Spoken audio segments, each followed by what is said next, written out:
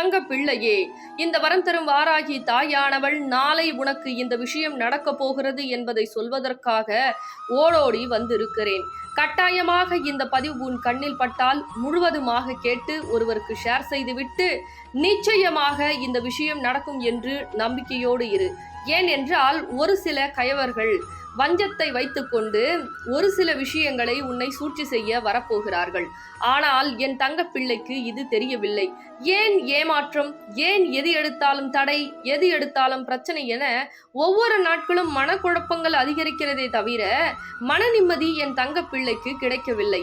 அப்பொழுது என் தங்க பிள்ளை அழுது கொண்டிருக்கிறது, நிம்மதி இல்லாமல் இருக்கிறது. நல்லது செய்து ஏன் இப்பேற்பட்ட மன வருத்தம் என் வாழ்க்கையில் ஏற்படுகிறது என்று ஒவ்வொரு நாட்களுமே குழப்பத்தை அதிகரித்துக் கொண்டே இருக்கிறதே தவிர நல்ல விஷயங்கள் நடக்கவில்லை. இப்பொழுதுதான் என் தங்க பிள்ளைக்கு சொல்லக்கூடிய விஷயம் பல இருக்கிறது என்பதை புரிய வைக்கவே இன்று உன் கண்ணெதிரே வந்திருக்கிறேன். ஒரு சில நேரங்களில் ஒரு சில மனிதருக்கு உதவி செய்கிறேன் என்று சில கயவர்கள், வஞ்சம் செய்பவர்கள், அதே போல் எண்ணங்கள் சரியில்லாத நபரெல்லாம் பல உதவிகள் செய்தாய், எவரும் அனைவரும் நல்லவர்கள் என்று என் தங்கப்பிள்ளை அனைத்துமே முழுமையாக நம்புகிறது. அதனால் வரக்கூடிய பிரச்சனை, பல பிரச்சனை என் தங்கப்பிள்ளை சந்தித்து கொண்டே இருக்கிறது.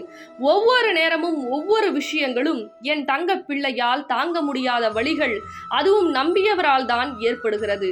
பல உதாசீன வார்த்தைகளால் ஒரு சில நம்பிக்கை வைத்த சில உறவுகள் என் தங்கப்பிள்ளையை அவமானப்படுத்தி இப்பொழுது உன்னை நம்ப வைக்க வேண்டும், உன்னிடம் இருக்கக்கூடிய சில விஷயங்களை எடுத்துக்கொள்ள வேண்டும் என்று நாளை அவர்கள் வரப்போகிறார்கள். ஆனால் என் தங்கப்பிள்ளையே, நீ நம்பிவிடாதே.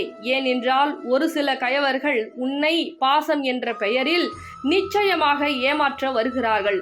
அதை முழுமையாக நீ நம்பிவிட்டால் கடைசி வரை கஷ்டத்தான் பட வேண்டும் என்பதை இந்த பதிவின் மூலமாக தெரியப்படுத்துகிறேன்.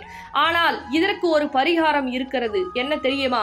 நாளை என்னுடைய இல்லத்திற்கு தேடி வா. என்ன என் தங்க பிள்ளையே, இந்த பதிவை எப்பொழுது கேட்கிறாயோ அந்த தருணத்தில் இருந்து 2வது நாள் அல்லது 3வது நாள் என்னை தேடி வர வேண்டும். இந்த வரம் தரும் வாராகி தாய் வையாவூரில் இருக்கிறேன், மகாலட்சுமி சொரூபமாக இருக்கிறேன். நான் உனக்கு கொடுக்கக்கூடிய நாணயத்தை வாங்கி 12 நாட்கள் வழிபாடு செய்.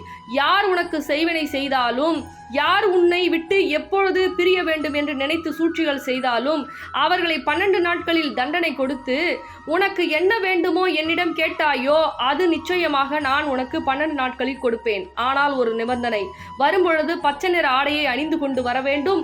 அதே போல் பச்சை நிற துணியில் 1 ரூபாய் நாணயத்தை முடி போட்டு கொண்டு வந்து இந்த தாயின் இல்லத்தில் சூலத்தில் கட்ட வேண்டும். ஓடோடி வா தங்க பிள்ளையே.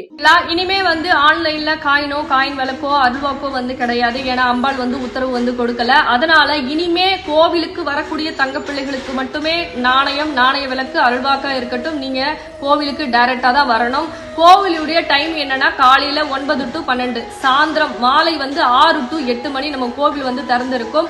கோவிலுடைய லொகேஷன் வேணும்னா மட்டும் இந்த தொலைபேசியின் மூலமா தொடர்பு கொண்டு நீங்க கோவில் எங்க இருக்கு அப்படின்னு தெரிஞ்சுக்கலாம். அதே போல பண பிரச்சனை, கடன் பிரச்சனை, உறவு பிரச்சனை, செய்வன பிரச்சனை, எந்த பிரச்சனையாக இருந்தாலும் அம்பாள் 12 நாட்கள்ல நடத்தி கொடுத்துட்டு தான் இருக்காங்க. நீங்க பல சாட்சிகளை பார்த்துட்டு தான் இருக்கீங்க.